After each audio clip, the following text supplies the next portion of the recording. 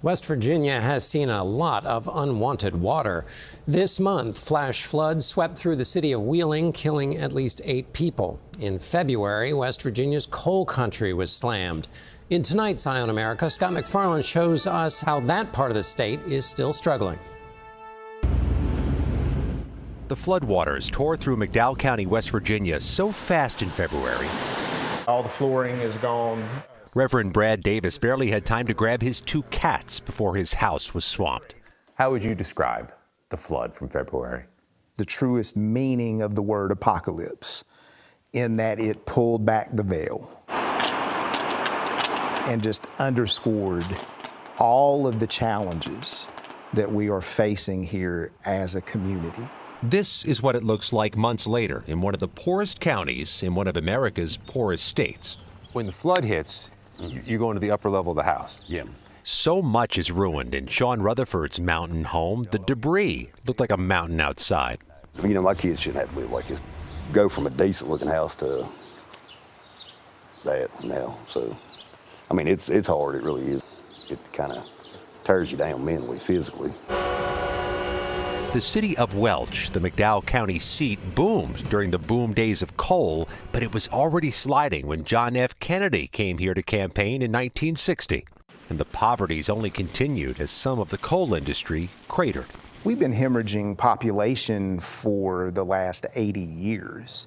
The question they're asking here is, how do you fully recover in a community where the poverty rate is so high, where population is leaving so quickly, the Walmart closed? In McDowell County, the U.S. Census says the average life expectancy is 12 years less than the rest of the country, with the highest drug overdose rate in America. The people here feel like they have been forgotten. Everyone has effectively forgotten about them and turned their backs on them. Approximately $12 million of federal relief has come, but the money doesn't come close to covering all the cleanup. It's a brutal cycle. With the devastation and the insufficient aid comes a frustration with government. Less than half the registered voters went to the polls in the last election.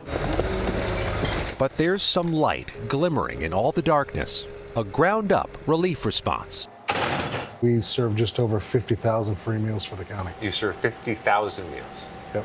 Including a chef turned handyman feeding the hungry and a photographer shining a light on the suffering. The wires were going down. Just when the problems seem insurmountable in this part of the country, tomorrow we'll meet 2 people working tirelessly to be part of the solution. For Eye on America, I'm Scott McFarland in Welch, West Virginia.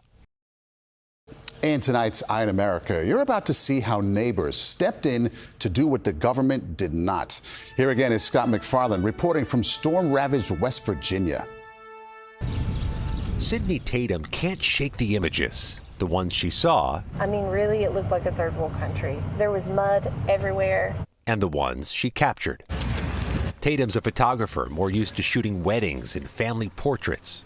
But when floods devastated nearby McDowell County, West Virginia in February, she started driving the long trip one way to chronicle the trauma the water left behind. Things that should be in a home were hanging in the trees. That's hard to see. But she quickly put down her camera and picked up hauling supplies, removing debris, and digging the mud out of buildings alongside the people who live here. And that they would be around to pick it up by Sunday. And it's Tuesday. 4 months later, she's still there many days. It's another window. This remote Appalachian county, one of the poorest in the nation, is struggling to recover. Long before the February 15th floods tore through, this coal country community was hemorrhaging people and jobs with a decimated downtown and more than triple the national poverty rate. The way you describe it, people here are just accustomed to not getting help. Yeah. They just are resigned to that? Anymore, it seems like they wear this as a badge of honor. Its neighbors and Good Samaritans are bridging the gap. Most of the stuff that was in here had to go. Roberto Diaz's restaurant is one of the precious few still open downtown. The water came up from the floorboards? Yeah, so not only came up, but it came in through the doors. The basement filled with nearly 12 feet of water, and he won't reopen for months. The kitchen still worked, so he kept cooking, making more than 50,000 meals, free for anyone in need. I just feed people who come in. So if you want to have a happy Easter meal, come on in. I don't know what it's going to be. He didn't stop at food, spending what little spare time he had helping out repairing and rebuilding people's homes. You're really concerned people might starve or go without. During the beginning flood, it was absolutely like that. There was so many places out of power, out of water. The food deliveries continue. So does the work to convince folks to stay in a place that's already lost more than 80% of its population since 1950. That was my plea, is just to don't leave. Let us know how we can help you to get back in your home, even if it's just food. About $12 million of federal relief money has trickled in, and the money does help. But to Tatum, it's a drop in a mud-caked bucket. I'm just trying to scream from the mountaintops right now. Please look at McDowell County. They need help. Don't forget these people, because they are hard workers. They are good people. As they work to emerge from more than just a flood. For Eye on America, I'm Scott McFarland in Bartley, West Virginia.